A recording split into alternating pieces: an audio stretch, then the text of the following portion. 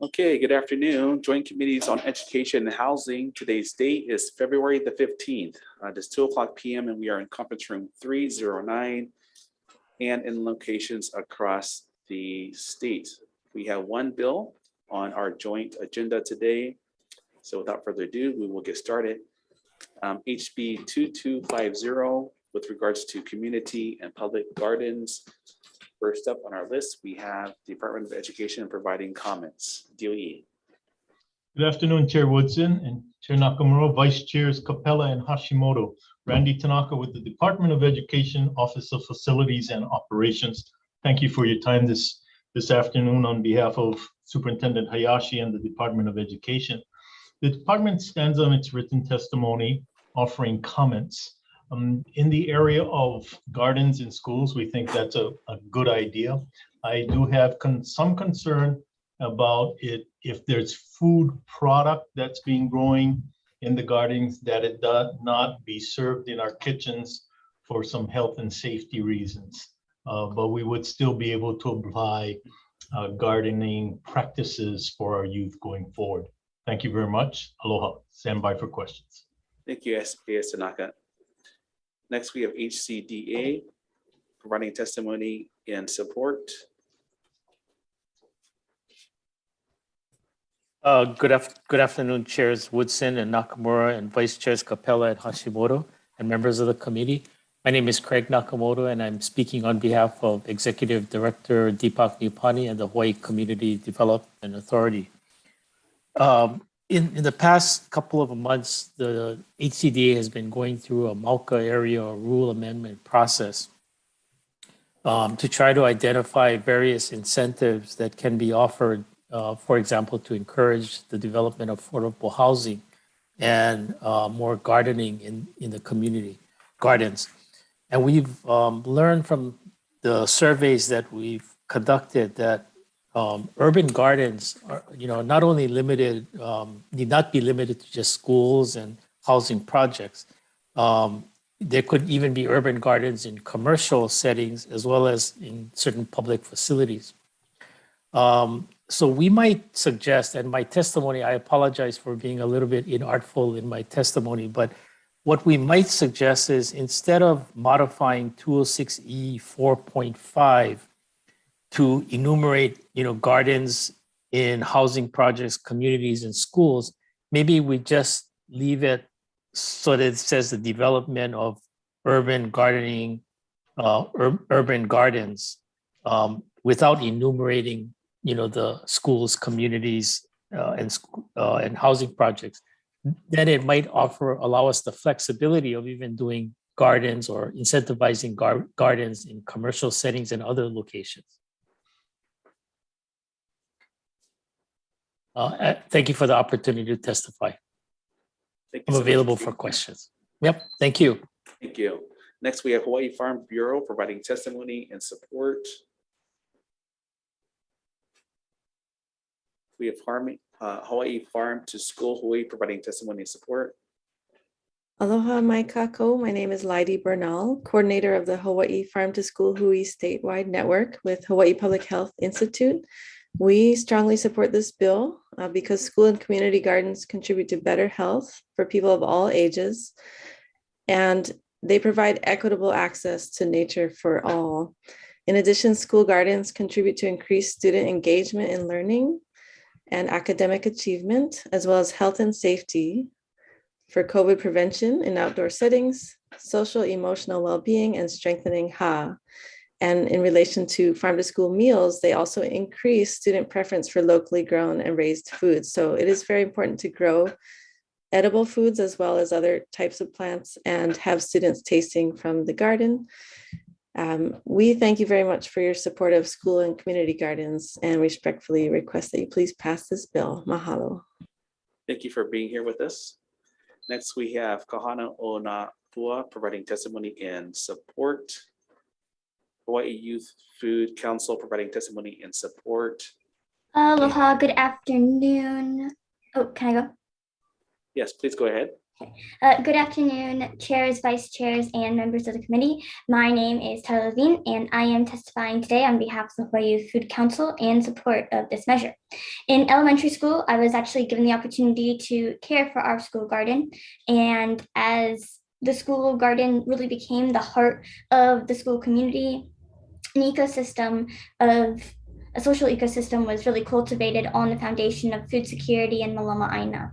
I gave my heart to the garden, and in doing so, the garden nourished my soul. Thus, the school garden really provides a conduit from contemporary education to encompass the foundational teachings of regeneration. It provides a physical space where students can find themselves in relation to others and to discover and grow in their confidence of the role that they play in their community ecosystem. This knowledge and curiosity that is planted within the hearts of our youth, within our hearts, as we look beyond the computers in our living room, the virtual world of society, the lines of lies and realities blurred.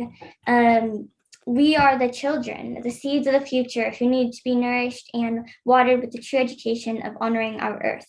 And though the capacity to support such growing spaces is not limited to the school campus, the prospect of home gardening and community gardens is a promising one because it's something almost anyone can do. In having a growing space on one's property, youth as well as elders can find a sanctuary of peace, resilience, and health and nutrition. I'm available to answer any questions. Thank you. Thank you so much for your well-communicated testimony, Ms. Levin. Thank you for joining us today. And off screen she goes. Okay, next we have individual testimony from 6 people, all providing testimony and support. Is there anyone else wishing to provide testimony on this bill? All right, seeing none. Members, are there any questions? Quick question for HCDA. If HCDA is still here? Yep, thank you. Okay, thank you for your testimony and thank you for expanding on it.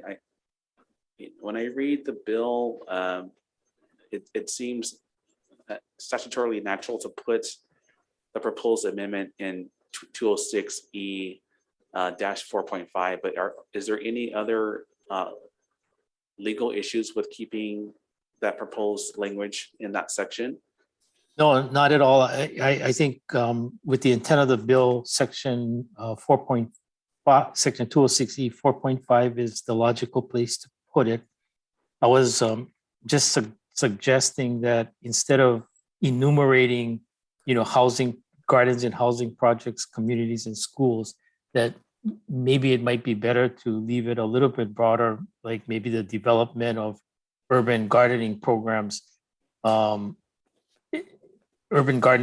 That way we would have the flexibility to include commercial settings maybe and other public facilities.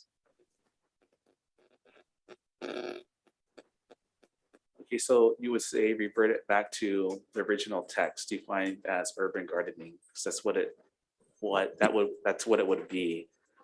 Right, so the language would be on page 3, line 8 of the bill. It would say the authority may develop programs that provide incentives for the development of, and you can take out housing projects that incorporate, let's say, development of urban gardening programs. And then you didn't need to add in gardens and housing projects, communities, and schools. I see. Okay, thank you so much. So just give us a little more flexibility and kind of tying it into housing projects. Okay, thank you so much for that. You're welcome. DOE, is DOE here? Yes, Chair Woodson. Thank you. And so you said that you have concerns about water runoff and how these gardens would negatively impact our need to make sure that we adhere to federal regulations with regards to water runoff and gardening. I don't think that was my position, but clearly we need to manage our water resources properly. I think my concern was food product being sent into the kitchens I cannot with absolute certainty, given issues with cats and pesticides and fertilizers, that school gardens are not managed to a higher degree of certainty. I think gardening comes in many forms, not only food product, but floral and things of that nature. So that's where my concern is. You should also know that we have gardening as a program in some of our schools happening now. So it's not like we're absent of gardening in our schools. Thank you. Okay. Your testimony speaks of rainwater runoff as it relates to the National Pollutant Discharge Elimination System in terms of compliancy. So I was just seeking clarification on that particular concern. Sorry, Chair, I'm trying to pull that up now, but all of the above should be our concern in terms of managing our resources. So some precaution to water management and runoff should be adhered to, yes. Okay, all right, thank you so much. Members, very any much. other questions from either committee? Seeing none, quick recess. Sure. Oh, go ahead. So I have a question for Irs Tanaka. So Irs Tanaka, I guess you don't want it to be served in your school cafeterias, but does the DOE have any problems with the students taking it home? Is there any issues with it being grown on school property and taken home? No, I know it has been taken home, but you know, we need some degree of precaution and management on how we're managing the chemicals, and you know, with the advent of rat lung across the on Hawaii Island especially, so it's an overabundance of caution. For the school kitchens, or what about the taking home? The taking home, in your mind, is not a problem at all? I won't say that. I think precautionary measures need to be taken at a higher degree. That's fair. That's fair. Thanks. Thank you. Thank you, Representative. Members, any other questions? Okay, seeing none, quick recess.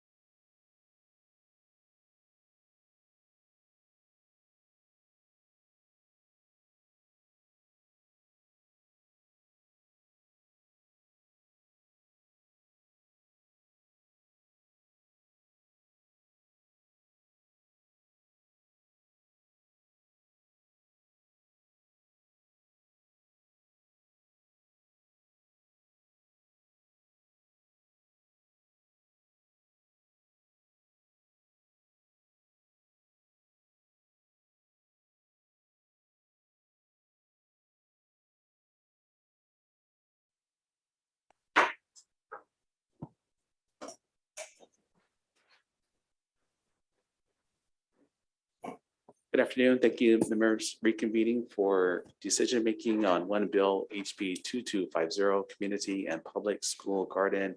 Members, we would like to accept HCDA's recommendation to broaden the language with regards to Section 3 found in 206E-4.5 to articulate gardening, urban gardening programs. And that can be found specifically on lines 10 and 11. And besides that, defecting the date to July 1st, 2050. Questions, comments, concerns? Vice Chair for the vote, please. Voting on House Bill 2250, Chair's recommendation is to pass with amendments. Chair and Vice Chair vote aye. Representative Bellotti. Aye. Representative Clark. Aye. Representative Ganadin. Aye. Representative Gates. Aye. Representative Hashimoto. Aye. Representative Ono. Excused. Representative Quinlan. Aye. Representative Takayama. Aye. Representative Yamane. Aye. Representative Okimoto. Aye. Chair, your recommendation is adopted. Thank you. Housing Committee members, same recommendation. Vice Chair, let's take the vote. Recommendation of the chair is to pass HB 2250 with amendments. Chair and Vice Chair vote aye.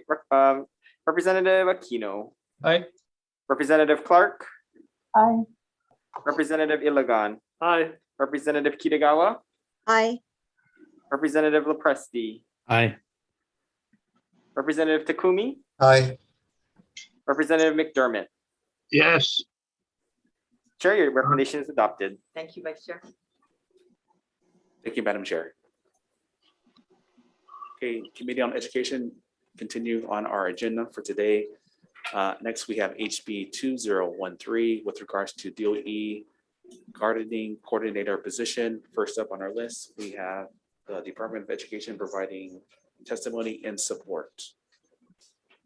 Good afternoon, Chair Woodson, Vice Chair Capella, and members of the committee. I'm Ray Fugino, TA Director for the Office of Curriculum and Instructional Design on behalf of Superintendent Keith Hayashi and the Department of Education. The department stands on its written testimony in support of this measure, and we want to thank the legislature for position to carry out the mandates of this bill. Thank you for the opportunity to testify. Thank you for being here. Next, we have the Department of Agriculture providing testimony and support. Aloha chairs, vice chairs, and members of the committee. Phyllis Shimabukuro Geyser, Chairperson, Hawaii Department of Agriculture. We stand on our written testimony in support, and we defer to DOE, but I'm glad to hear that they support it too.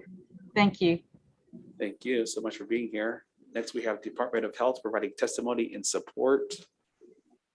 Thank you, Chair Woodson and Vice Chair Capella and members of the committee. I'm Mola Irvin, representing the Department of Health on behalf of Director Char. So the Department of Health also supports HB 2013, and we have a long history of working with the DOE, and really appreciate their support for the school garden coordinator position. And we do defer to them for implementation. From a public health perspective, we are concerned that 86% of high school students do not even meet the minimum of eating fruits and vegetables 5 or more servings a day. And that about 1/3 of our high school students in 2019, pre-pandemic, were overweight and obese. And we know that School Gardens provides a really integrated approach to learning about good nutrition, as well as an opportunity to learn about science and other areas that can be integrated into the curriculum. So we do appreciate the Department of Education and Agriculture and just the longstanding relationships we have with our state agencies and community organizations supporting this effort. Thank you for the opportunity to provide testimony. Thank you. Next, we have Budget and Finance providing comments. We have Local Food Coalition providing testimony and support. Good afternoon, Chair Woodson, Vice Chair Capella, and members of the committee. Kendall Matsuyoshi on behalf of the Local Food Coalition will stand on a written testimony in support. Thank you. Thank you. Next, we have Center for Getting Things Started, testimony and support. We have Hawaii Farm Bureau providing testimony and support. Hawaii Farm to School Hawaii providing testimony and support.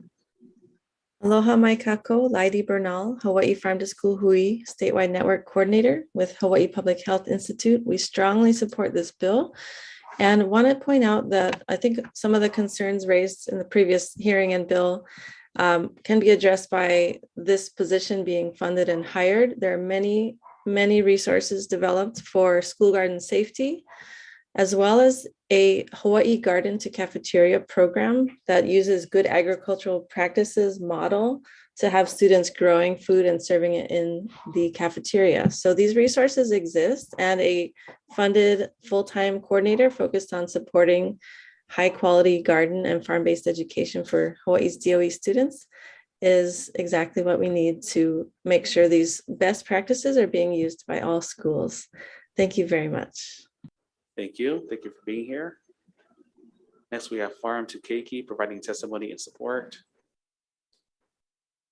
We have DC OSSE providing testimony, providing comments. Hi, yes, hello. Thank you for allowing me the opportunity to provide comments. My name is Sam Ullery. I am the school gardens specialist at the DC Office of the State Superintendent of Education. We are the state education agency for the District of Columbia. And I've been the school garden specialist since 2011, where we've seen a significant impact on the position at the state level, impacting children in school gardens in over 100 schools across the district. So we're really excited to be a part of this conversation and see this as a great opportunity for Hawaii to join DC in providing access, increasing access to students for garden-based learning, and happy to answer any questions. Thank you. Thank you for joining us today, sir. Next, we have Kohana providing testimony and support. We have Hawaii Youth Food Council providing testimony and support. Aloha, good afternoon, chairs, vice chairs, and members of the Committee on Education. My name is Tyler Levine, and I am testifying today on behalf of the Hawaii Food Council in support of this measure. This position is a vital component to ensuring that every student in every school across the state has equitable access to school garden education, which through personal experience, I know can be quite life-changing. School gardens were a key component of a student's educational experience in Hawaii's public schools until the mid-1970s. Before the 1970s, most schools had a garden that students would actually manage and care for to grow food. But over time, as school gardens faded away and schools adjusted their academic priorities, the modernization of foodways allowed for easier food access. The establishment of this position would really increase the number of teachers trained in and actively employing the effective use of learning gardens and farms for the delivery of standards-based instruction and education, and seeing as though our state is so heavily dependent on external resources, it is vital that the next generation has this foundational knowledge to grow their own food. Seeing as though education is the soil of our society, we must take it upon our school system to grow a future of hope. Thank you so much. I'm available for questions. Thank you so much. Thank you for your testimony. Next, we have the Hawaii Food Industry Association providing testimony and support. We have testimony from about 6 individuals, all providing testimony and support. Is there anyone else wishing to provide testimony on this measure? Seeing none, members, are there any questions? Pretty straightforward. Okay. Seeing none, moving on to the next bill, HB 1586 HD1 with regards to federal reimbursements and disaster relief. First up, we have DOE providing comments. CFO Hallett. Yep. Good afternoon, Chair, Vice Chair Brian Hallett, Assistant Superintendent for Fiscal Services on behalf of Interim Superintendent Keith Hayashi. The department stands on its testimony with comments to express concerns with the amendments that would potentially result in federal disaster relief reimbursements for DOE expenditures lapsing to the general fund. Thank you, and available for questions if there are any. Thank you. Thank you so much for joining us today. We also have comments from the superintendent, potentially. Okay, next we have budget and finance providing testimony, also providing comments. We have HIEMA, Mr. Myers providing comments. Good afternoon, Chair, Vice Chair. I'm David Lopez. I'm the Executive Officer of Hawaii Emergency Management Agency, speaking on behalf of Administrator Myers. HIEMA stands on its comments, and we are available for any questions. Thank you. Thank you so much. That's all I have on my list. Is there anyone else wishing to provide testimony on HB 156, 1586 HD1? Seeing none, members, are there any questions?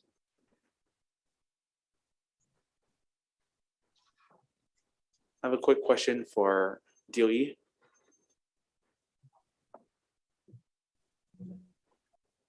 Thank you.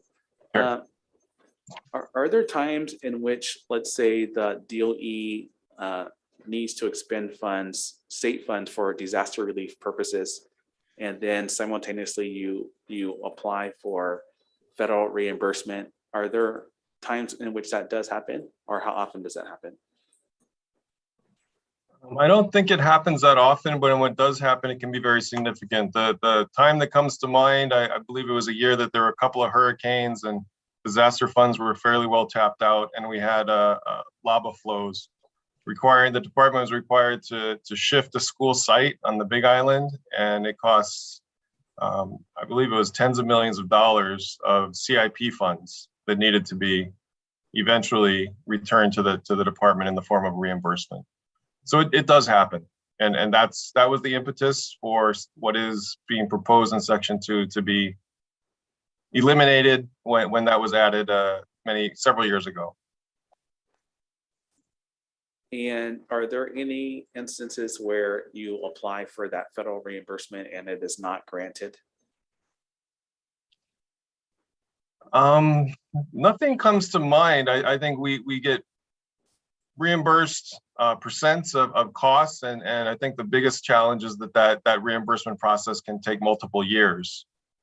So it's, we do not always get reimbursed for 100% of our costs, not all of our costs are reimbursable, but our bigger challenge is the time it takes to get those processed and paid out. Okay. And so how do you cover, because I assume that you're using funding, state funding, that you have allocated or planned for something else. And so how do you juggle that financially with the department? Using the example with the lava flow, I believe the department used its lump sum R&M project for CIP. Those lump sum projects, they actually have lists of projects behind them of intended work.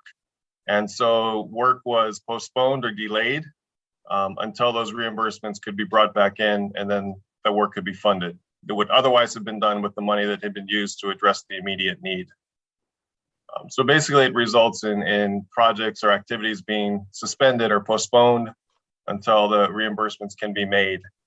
Our fear would be that if the reimbursement takes too long, that without the provision currently in the law, that the monies would then revert back to the general fund, and we'd have to start the cycle all over again, seeking appropriation, and it just adds further complications to getting work done. Okay, thank you for that. Members, any other questions? Majority Leader Belatti. Thank you. For Mr. Hallett, what was the longest period of time in which you folks were not able to draw down on the funds, and what was the cause for the delay? I would have to research that to get you an accurate answer, but I don't think 3 years is out of the norm for it taking from the time of the event to the time of payout. And then you're not opposing the reporting requirement in this, because I think that's something that was not transparent previously, was it? Our comments are really focused on Section 2, the amendments proposed to Chapter 37. And really not speaking to, I believe, what you're referring to in Section 3 of the bill. Okay, thank you. Thank you, Chair. Thank you. Members, any other questions? Okay, seeing none, moving on to the next bill, HB 1736, HD1, with regards to teachers, retired teachers being able to work back in the classroom in emergency situations. First up, we have DOE providing comments, or excuse me, testimony and support. Good afternoon, Chair Woodson, Vice Chair Capella, and members of the committee. Sean Bacon, Interim Assistant Superintendent of the Office of Talent Management, testifying on behalf of Superintendent Hayashi and the Department of Education. The department stands on its written testimony in support and is grateful for the additional tool to help alleviate the teacher shortage during a state of emergency. We thank you for the opportunity to provide testimony and available for any comments.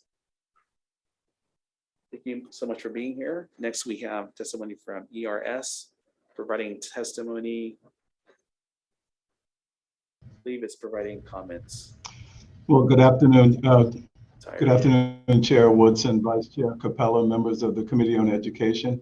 I'm Tom Williams, the Executive Director of the Employees Retirement System.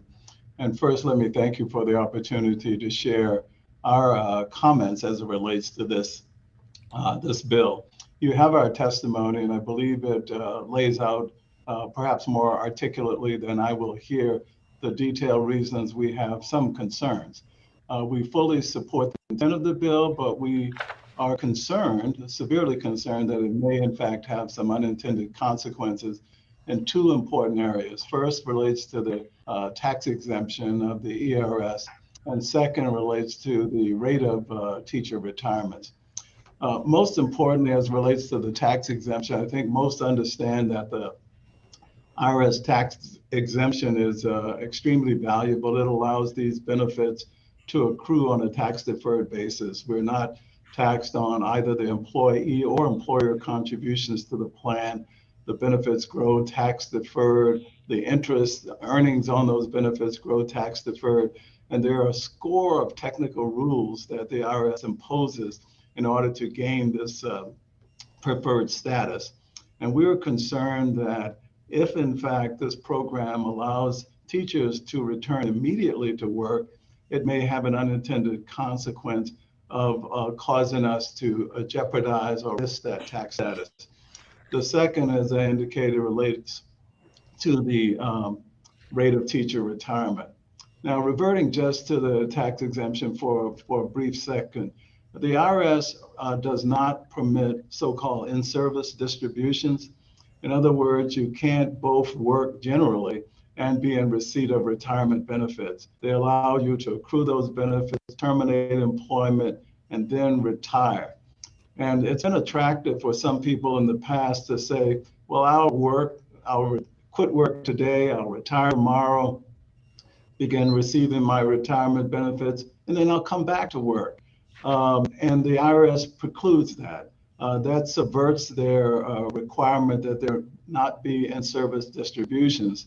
So one of the ways we assure that we don't subvert or we comply with that requirement is that when people are rehired, we require that they, for example, in the instance of teachers, be unemployed for a period of at least 1 year. Doing so assures that there is no pre-existing agreement to be rehired. So that's one of the requirements that the current law requires, that you got to be out of your role for at least a year, and you could not have had a pre-existing agreement to be rehired. So that's one of the concerns we have. And if you allow a person to come back immediately after termination of employment, it raises questions about their expectation and whether there was in fact a so-called bona fide retirement. And that's one of the IRS requirements, is that you can't retire with the expectation of returning immediately to work, because otherwise it's not deemed bona fide. The other area relates to just the unintended, perhaps encouragement of teachers who are eligible to retire to do so because of the relative attractiveness of receiving both pension and salary.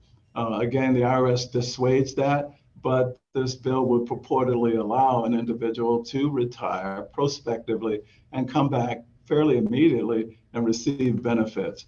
And we think that that could encourage more teachers to retire than it brings back into the profession. For example, about 20% Mr. of all Williams, of our thank you for your testimony. If you can encapsulate the rest of your testimony, please. Okay, well, thank you, Chair. And I'm sorry for going on a little bit too long.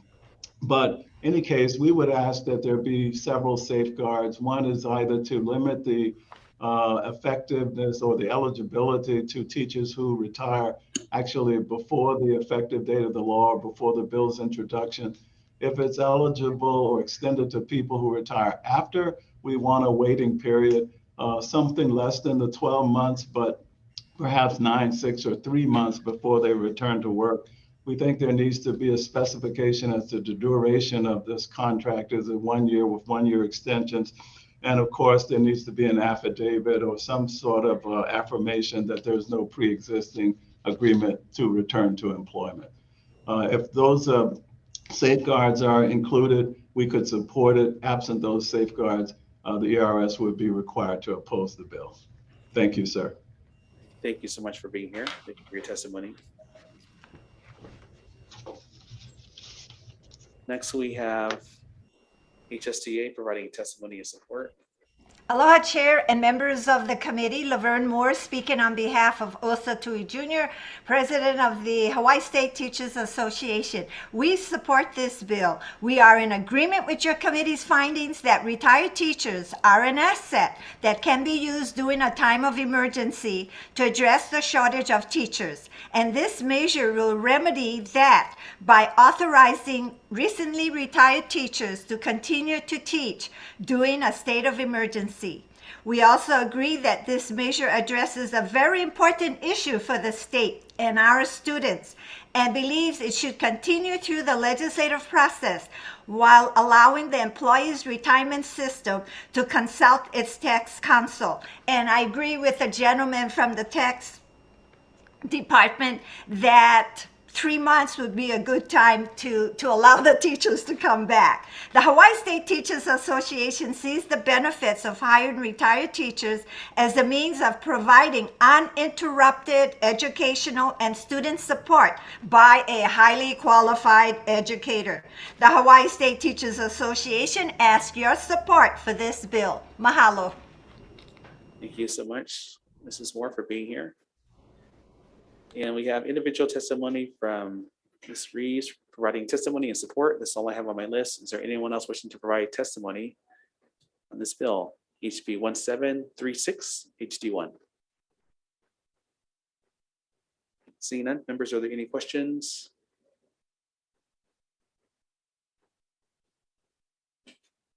Okay, seeing none, moving on to the next bill. HB 18664 HD1 relating to the school food programs. First on our list, we have the Department of Education providing testimony and support. Good afternoon, Chair Woodson. The Randy Tanaka Department of Education, Vice Chair Capella, Office of Facilities and Operations, on behalf of Superintendent Hayashi and the department stands on its written testimony in support of this bill. Thank you very much for the opportunity to testify, standing by for questions. Aloha. Aloha, thank you for being here. Next, we have the Department of Ag providing testimony and support. Aloha, Chair, Vice Chair, and members of the committee. Yes, the Department of Agriculture stands on its written testimony and support, and we defer to the DOE. You know, we, both our agencies have worked together on the farm to state initiatives, and yeah, that's the reason why we want to support this. Mahalo. Thank you. Be enough providing comments. Ulupono Initiative providing testimony and support. Good afternoon, Chair Woodson, Vice Chair Capella, members of the committee. Mike Munikata on behalf of the Ulupono Initiative. We'll stand on our testimony in support of this. We do want to recommend that the committee consider adding a food data system, which was also included in the report to the legislature around some of their resource needs, on top of the cafeteria training and upgrades needed. A food data system is very important to making some of these strategic decisions to move local food procurement in the right direction. So we do recommend, if this committee is so inclined to add the food data system into this measure as well. Thank you very much, Chair. Thank you so much for being here. Next, we have Hawaii Farm Bureau providing testimony and support. We have the Hawaii Alliance for Progressive Action providing testimony and support.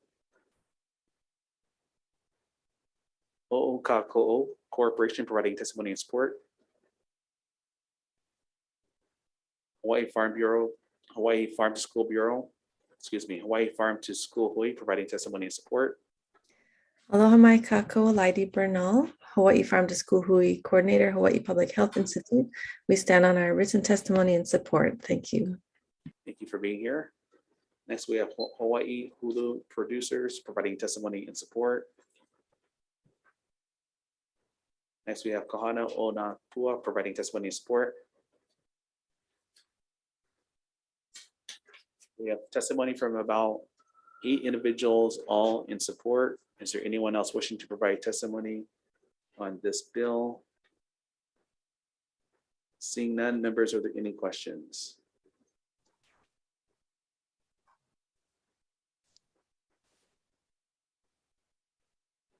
Chair, Yes, please go ahead. thanks. This is for AS Tanaka. Mr. Tanaka, of this current CIP budget for the department, what do you folks have set aside for cafeterias? Do you know the aggregate amount? We had requested for cafeteria equipment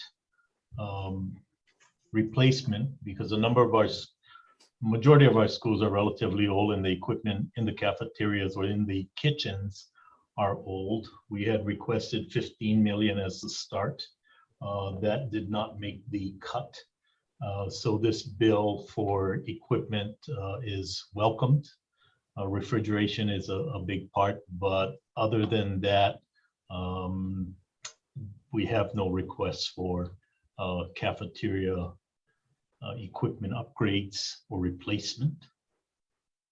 What about the maintenance? Any other things other than the equipment? Some of it falls into our repair and maintenance budget, depending on the type of repair, whether it be minor electrical. We have some contracting work. If refrigeration is needed to be repaired, we use that through our repair and maintenance budget. But most of the repair and maintenance budget goes to the physical plants of the schools, toilets, electrical, things of that nature. It does not, we don't have a separate line for cafeteria equipment repair or replacement. And then I'm sorry, Chair, thank you for the indulgence, but one more question, Mr. Tanaka. I know that you folks had invested potentially several $1 million into this kitchen on Kauai or something facility. What funds were used for that? Were those general funds, bond funds? And then what's the status of that project? Is that moving forward, or can we move some of those monies if that project's not moving forward to this budget item? That is an emergency appropriation that is making its way through the process now. It's a $6 million tag, and that really is for the Ag Tech project in Keikaha. And with those, is that going to be bond money, A funds? Are you guys using ESSER funds? What has been recommended by BNF is bond money, yes. General obligation bond. And then is it still something that, because my understanding is if we waited a while that property might just come back to the state anyway? The property is actually ADC property, Ag Development Corp. The building is what we're trying to acquire. And then again, isn't it a sort of thing that if we don't do, is there a timeline? I mean, do we benefit if we wait a while for that? I'm just it thinking could- every bit of money that we have that we can put towards more kitchens throughout the state would be far better use of monies. One, the Kikaha project is an ag tech academic CTE type of opportunity. We couldn't build a building like that in 2 years for that kind of price. The owner of the building still has an option to put it on market. It possibly could be denied in the transfer by ADC, but we think it's a tremendous opportunity from a timing standpoint. And we have an outstanding school, Waimea High School, involved in ag development out there. So we think it's a good marriage and a good time to acquire the facility. You are correct that we still need money for kitchen repair. I see those as kind of two different subject matters. One is on the academic side, one is on the facility side. Thank you. Okay. All right. I'm just concerned that we need to make sure that we are looking at the needs of all the schools and wisely using monies, because then that $6 million building will incur ongoing maintenance costs. What are the projections for that? The previous owner was running about, my best guess, and I can get these numbers reconfirmed with you. I think it was in the neighborhood of about $200,000 a year for operating costs, but we wouldn't level the same amount of operating costs that they were running that building at. But it'll cost us operating money like any building. But I can get back to you on that, what our estimates are. Thank you. Thank you. Thank you, Chair. Thanks for the indulgence of questions. Thank you, Majority Leader. Members, any other questions? Quick question for AS Tanaka.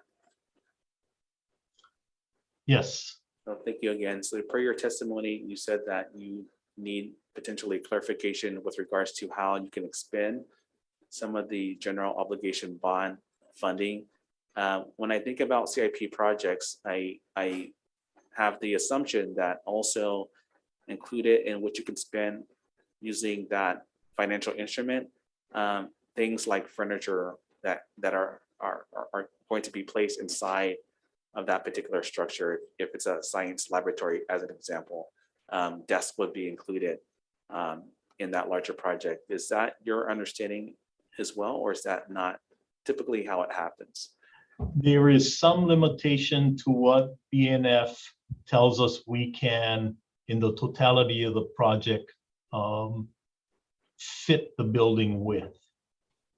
And they have declined some of the equipment at times. So it varies a little. I would need to get a list of those equipment that would be denied. But if you're talking a tech room, a computer room, clearly we see it as computers are part of that. And those have been approved most of the time, but not all the time. But I could get that list for you, Chair. And so you're saying that there's not always a clear delineation as to what can be placed in the room per the That project. is correct. Or per the space. Okay, thank you so much. Members, any other questions? Okay, seeing none, moving on to the next bill. We have HB 2482 HD1 with regards to DOE, seizures, and medical training. First up on our list, we have the Department of Education providing comments. Hi, good afternoon, Chair Woodson, Vice Chair Capella, and members of the committee. I'm Heidi Armstrong from the Office of Student Support Services, testifying on behalf of Interim Superintendent Hayashi. The department stands on its written testimony and offers comments, and thank you for the opportunity to testify. Thank you so much for being here. Next, we have Charter School Commission providing testimony and support. Good afternoon, Chair Woodson, Vice Chair Capella, members of the committee, Yvonne Lau, Interim Executive Director of the Charter School Commission. Thank you for the opportunity to provide our testimony and support, but we do have some concerns regarding implementation of this bill. As stated in our written testimony, basically, as you know, our charter schools are not structured the same way as our department partners are. We have been working with Department of Health and the department to try to get more supports together for our schools in the area of healthcare. We ask simply that some consideration be given should this measure move forward to our charter schools. Thank you very much. Thank you so much, Director, for being here. Next, we have Budget and Finance providing comments as well. Vienna. We have Epilepsy Foundation of Hawaii providing testimony and support. Aloha, Chair Woodson, Vice Chair Capella, and all members of the House Committee on Education. I'm Naomi Mania with the Epilepsy Foundation of Hawaii, and I stand on my written testimony in strong support of House Bill 2482, but would like to just add a little bit of comment because epilepsy is so misunderstood. Just real quickly, epilepsy is a disease or disorder of the brain which causes reoccurring seizures. It is a spectrum disease comprised of many diagnoses, many different types of seizures and varying levels of seizure control. 1 in 26 will develop epilepsy, but 1 in 10 will experience a seizure. And what that seizure will look like will vary from person to person depending on where the seizure is occurring in the brain. So not all students with epilepsy have a seizure every day. Not all students with epilepsy will have seizure rescue medication prescribed to them. But for each student with epilepsy, the risk of a life-threatening seizure is present every single day of their lives. They know this, their families know this. Therefore, it is vital that school personnel are prepared to appropriately and efficiently respond to anyone having a seizure. Seizure first aid training allows for standardized information and response protocols to be reliable and consistent at any school where a potential seizure could occur. Passing a Seizure Safe Schools bill would greatly improve the care and safety of students with epilepsy so they can reach their full potential with as minimal disruption to their learning environment as possible. I will say about rescue medications that rescue medications are designed to be administered by anyone who is taught to appropriately do so. So you don't need to be a healthcare professional provider to administer seizure rescue medications. We've had some pretty big improvements in rescue medications where before it was a rectally administered Diastat. Currently now there is a nasal spray that came out in 2020 for children 6 years old and older. And it's pre-measured, one spray in each nostril, which would stop a seizure emergency within a few seconds.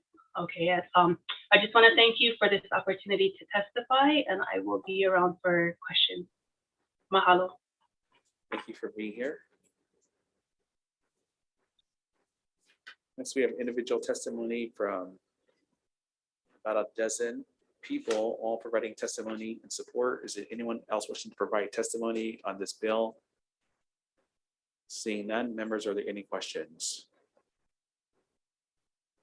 Quick question for Delia. Hi, good afternoon. Hi, thank you for being here. And so if the rescue medication needs to be administered in any particular situation, what is the normal protocol for DOE campuses as to how that transpires? Right. Well, when any of our students have a chronic health condition, we create an emergency action plan for them, and the details of any rescue medication or the process to follow are included in that plan. The people who participate in this team creating the plan, of course, include the students' parents and legal guardians. We do have a Hawaii State Department public health nurse, and then all of the appropriate school staff who put together the plan, are trained in the plan, and then train those on the school campus who have a need to know about the details of the contents of this plan. What if one of those individuals that are supposed to know what to do is not available? How do you ensure that an individual or a staff person that knows how to administer the medication is there at all times with the student? If there is a need for specific people to do the medication administration, if that particular person who is assigned that responsibility is absent, let's say there was a nurse provided for this student to administer that particular medication, a substitute would be called to ensure that the right people are on the campus to perform these tasks. Okay, thank you. Thank you so much. Thank you.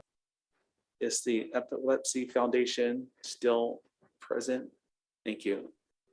I'm here. So you heard Assistant Superintendent Armstrong kind of articulate, that they do have some processes in place. And it's open-ended question because I'm just curious if there is steps in place why you feel this bill is necessary.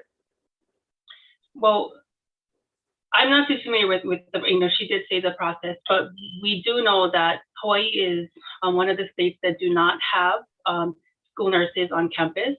They are by district public health nurses. They can contract through private companies and so forth. If a child needs to have a rescue medication administered because they're having a seizure emergency, they need it done quickly, so it's important that that one person is identified, especially per school, that they know how to administer the seizure rescue medication. Thank you so much. Mm-hmm. Members, any other questions? Thank you. Seeing none, moving on to the next bill.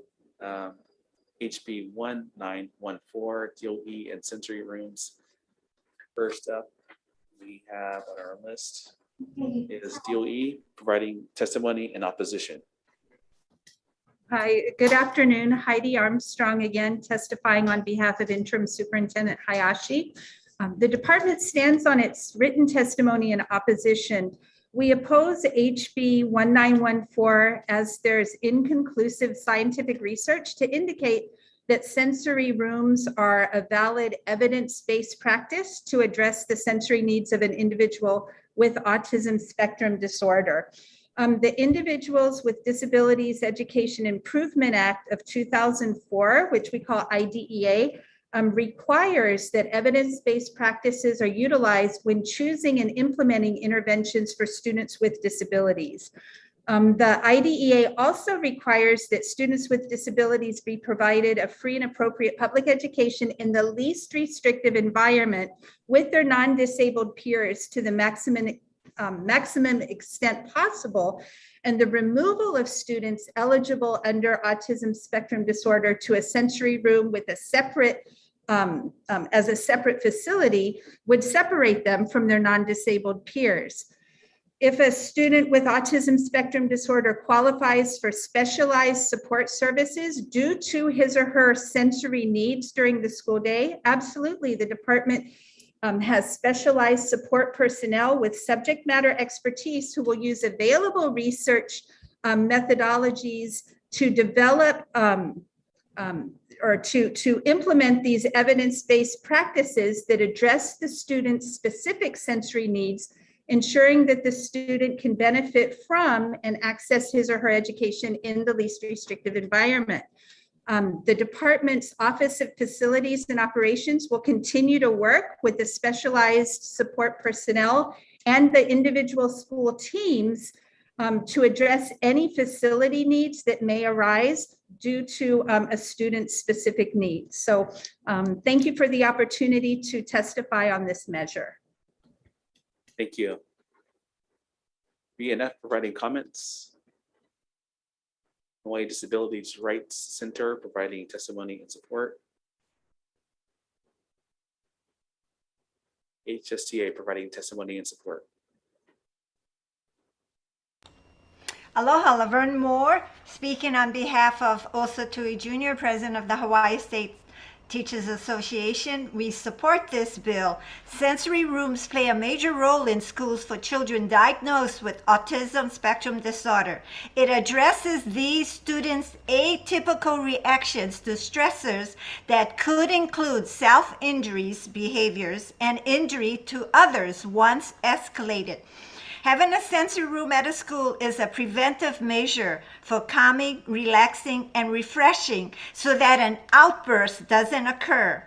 In addition to students with autism, research shows that sensory rooms support students with vision difficulties, language, and learning disabilities, as well as emotional disturbances. Sensory rooms help in more ways than one. Students in general education classes, special day programs, and resource learning centers can all benefit as well. The HST recommends this bill also be written to include public charter schools, as they are also part of our public school system. We just started one of these rooms at McKinley High School, and the teacher who has started it submitted testimony and couldn't get online. She submitted it on Sunday and she was waiting to get on, so she's not able to testify. But I teach autistic children at the high school, and when they do have an outburst, it is good to have a place for them to go to so that they can refresh, reorganize, and come back ready to learn. To support our teachers with students with special needs who need sensory rooms, the HST asks your committee to support this bill. Mahalo for the opportunity to testify. Thank you so much, Ms. Moore. We have four individuals providing testimony and support. So anyone else wishing to provide testimony on this bill? HB 1914. Seeing none, members, any questions? Quick question for the Department of Education. Hi, good afternoon. Thank you. Thank you for being here. I guess Ms. Moore said that there are at least some sensory rooms on DOE campuses. Do you have an idea as to how many sensory rooms there are across the state, and what is the criteria for creating or establishing a sensory room on any particular campus? I don't have the number of sensory rooms. I can check and get back to you on that. So what you mentioned in your testimony that, when you're going through the IDA process, that you have to follow certain criteria, and that may prescribe a sensory room, potentially, it may not. But is there any general parameters as to when you would incorporate a sensory room on any particular campus? I think we know that we do have students who need to learn to self-regulate behaviors, improve their focus, and offer additional supports. And to date, the methods that have studied the effectiveness of a separate sensory room, the conclusions right now are mixed. And so making a decision on this right now as sensory rooms being an evidence-based practices, I would consider premature. There is support for the use of exercise, movement, additional sensory activities as an antecedent strategy to reduce behaviors or reduce the maladaptive behaviors and increase the socially significant behaviors, and a sensory room may facilitate these activities. However, there may be more socially inclusive or age-appropriate and less costly ways of providing this intervention. Okay, and who decides ultimately if there's a sensory room needed?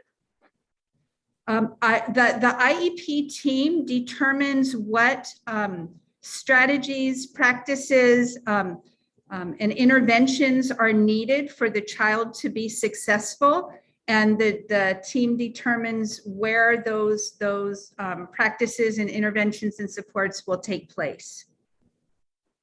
And regarding that IEP process, what if there is disagreement? There's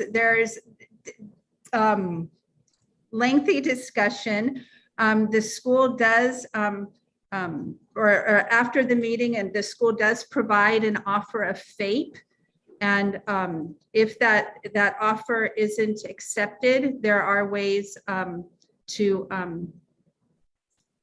continue on with that dialogue. Okay, all right, thank you. Members, any other questions? Okay, seeing none, moving on to the last bill. HB 1525 regarding DOE procurement and locally sourced food. First, DOE providing testimony and support.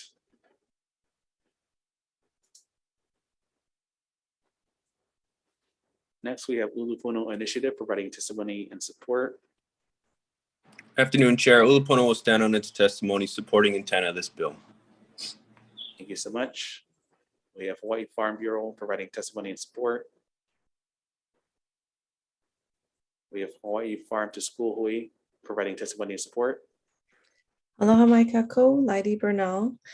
Acts 175 and 176 are very important to advancing farm to school and farm to state efforts in Hawaii, and we appreciate that this bill improves and aligns the reporting requirements of both acts. Mahalo nui. Thank you so much. Next, we have Local Food Coalition providing testimony and support. Aloha, Chair Woodson, Vice Chair Capella, and members of the committee. Kento Matsuyoshi on behalf of the Local Food Coalition. We will stand on our testimony in support of this measure. Thank you. Thank you. Department of Education providing testimony and support. Hello, Chair Woodson, Vice Chair Capella, Randy Tanaka, Department of Education. We stand on our testimony and support. It's nice to know that we can streamline some things and get to the point of the most important things of the report. I can tell you, I was on a call last week with the National Organization about Food, and they're going to increase the requirement of whole grains and reduce the requirement another 10% down on salt. So these things happen on an annualized basis and maybe more frequency, but I think those are the main things that the committee and the legislators should know about what's happening in the food service area. So thank you very much for your effort on helping us streamline. Chair, if you don't mind, I do have an answer for you on that equipment. CIP money per BNF cannot be spent on position related. I'll get that from you later. Oh, thank you. I want to continue with the discussion on this particular bill. Right. Thank you so much. Next, we have Hawaii Cattlemen's Council providing testimony and support. We have individual testimony from 3 people, all in support. Is there anyone else wishing to provide testimony on this bill? Seeing none, members, are there any questions? No questions, quick recess.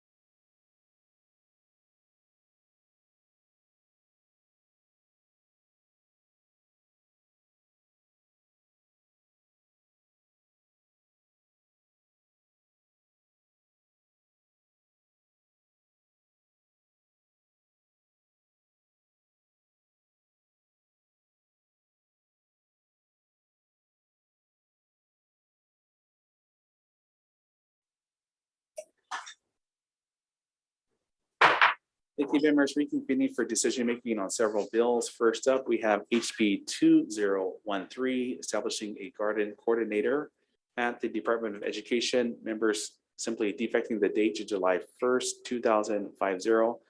Questions, comments, concerns? Vice Chair for the vote, please. Voting on House Bill 2013, Chair's recommendation is to pass with amendment. Chair and Vice Chair vote aye. Representative Belatti. Aye. Representative Clark. Aye. Representative Ganadin. Aye. Representative Gates, Aye.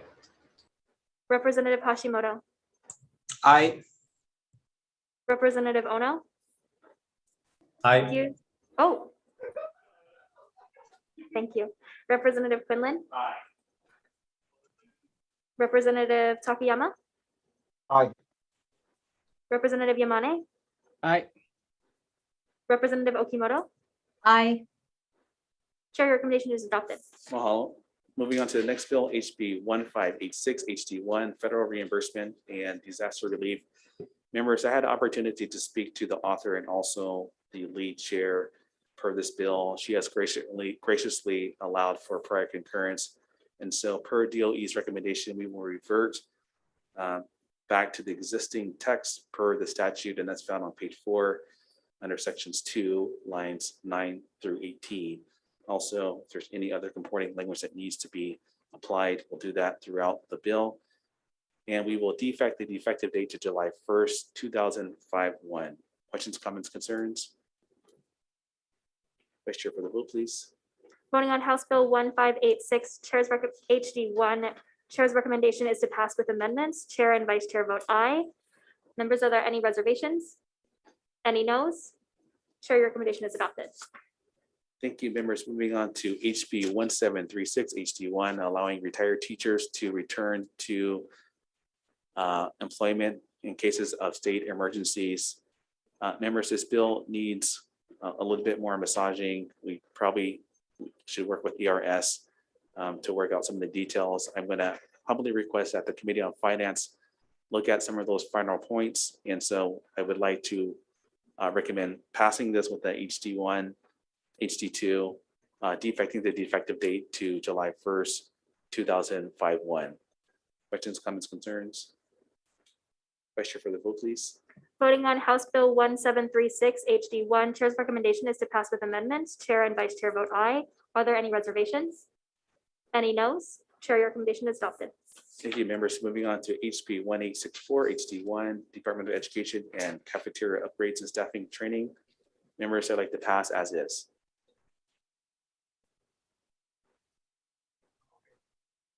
Vice Chair for the vote, please. Voting on House Bill 1864, HD1, Chair's recommendation is to pass as is. Chair and Vice Chair vote aye. Are there any reservations? Reservations. Reservations, Representative Okimoto. Any noes? Chair, your recommendation is adopted. Thank you, members. Moving on to HB 2482, HD1, Department of Education and Seizure Medication Training. Members, similarly so, I have prior concurrence to make this bill more permissive, changing the shalls to may throughout and defecting the defective date to July 1st, 2005-1. Questions, comments, concerns? Vice Chair for the vote, please. Voting on House Bill 2482, HD1, Chair's recommendation is to pass with amendments. Chair and Vice Chair vote aye. Are there any reservations? Any noes? Chair, your recommendation is adopted. Thank you, members. Moving on to HB 1914, DOE and sensory rooms. Members, there are competing resources. They are finite, and the department does have quite a bit of processes set up to address this issue if it is needed. So therefore, we will defer. Moving on to the last bill, HB 1525, DOE procurement and locally sourced food. Members, I would like to pass this defecting the date to July 1st, 2050. Questions, comments, concerns? Vice Chair for the vote, please. Voting on House Bill 1525, Chair's recommendation is to pass with amendments. Chair and Vice Chair vote aye. Are there any reservations? Any noes? Chair, your recommendation is adopted. Thank you, members.